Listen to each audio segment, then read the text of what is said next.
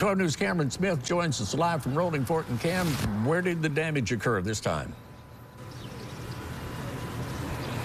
Yeah, Walt, it's about 3 miles from downtown Rolling Fork in Sharkey County, and according to the Sharkey County EMA Director Frank Eason, he's not aware of any other damaged homes besides his, and he's just grateful that the county survived, and as of now, no injuries have been reported. Currently, he and others are currently picking up the pieces, covering parts of the roof of his home and cutting down his damaged carport.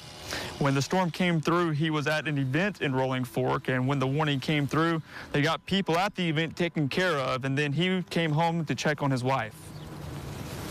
When I was able to walk in, there were lines all on the ground, and the devastation with my carport, with my storage shed,